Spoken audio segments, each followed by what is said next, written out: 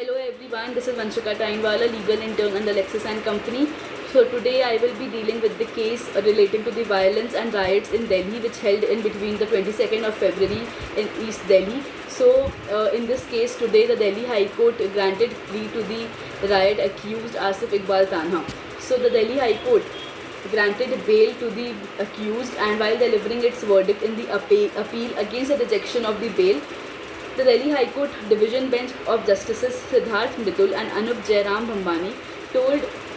today held that it was one of the view that no offences under section 15, 17 or 18 of UAAP is made out against the appellant, who is Tanha, on a prima facie appreciation of the subject charge sheet, the material collected and the cited by the prosecution. So the additional limitations and restrictions for the grant of bail under section 43D clause 5 of UAAP do not apply, and the court may therefore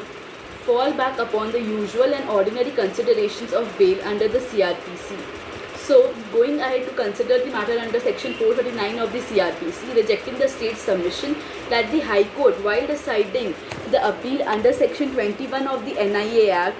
must consider the grant or denial of bail only within the parameters of section 437 CRPC and not section 439 of CRPC. The court held that regardless of the fact that the present case arises as an appeal under section 21 of the NIA Act, since the additional constraints of section 43D clause 5 of UAAP do not apply, this court would be entitled to consider the matter of bail on the touchstone of the provisions of section 439 of the CRPC.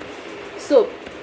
the Additional Solicitor General Aman Lekhi, who was appearing from the state, he argued that the decision of a 3-judge bench of the Supreme Court in K.A. Najeeb's case was made in the backdrop for an extended period of incarceration of the accused person as an under trial, and there being no likelihood of the trial being contemplated in a reasonable time, and would not apply while deciding on the question of bail in the present appeal as here. So,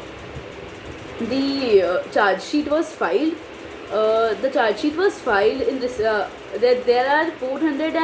740 prosecution witnesses, including the public witnesses, protected witnesses, police witnesses cited in it, and the trial is yet to commence. So, rejecting the submission, the court said that should this court wait, then wait until the appellant has languished in prison for such a long time, be able to see that it will be impossible to complete the deposition of 740 prosecution witness in any foreseeable future, especially in the view of prevailing pandemic when all the proceedings in the trial are effectively stalled. So, ruling on the application of section 15, 17 and 18 of UAPA law, the court held that notwithstanding the fact that a terrorist act in the section 15 UAP is wide and even somewhat vague, the phrase must partake of the essential character of terrorism, and the phrase terrorism act cannot be permitted to be casually applied in criminal acts or omissions that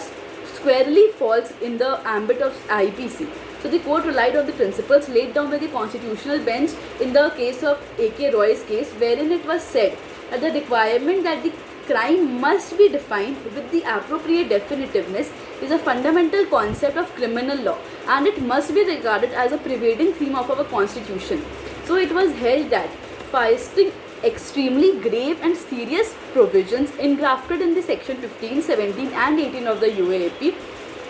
previously on the people would undermine the intent and purpose of the parliament in enacting a law that is meant to address threats to the very existence of our nation. So, the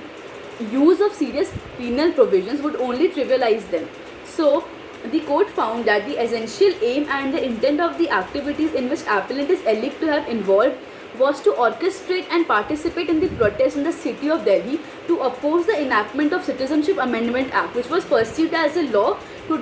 deprive the member of the Muslim community of the citizenship of the Republic of India. And that allegation, along with the co-conspirators, the appellant engaged in various steps and actions, the objective of which was to organize a protest, and that would lead to a chakka jam, namely to cause stoppage of vehicles and blockage of the roads so that supplies and services of the Delhi are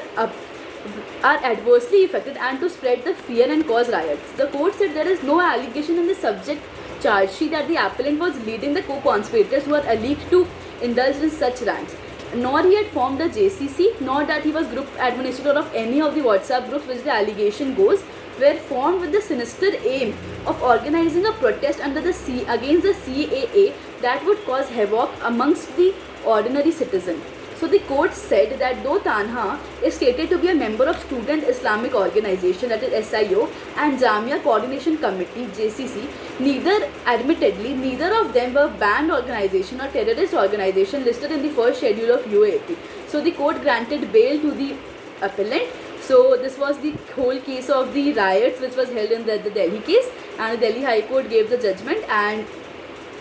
granted bail to the appellant. So hope you understood this case. Thank you for listening, and please share, like and subscribe the channel. Thank you.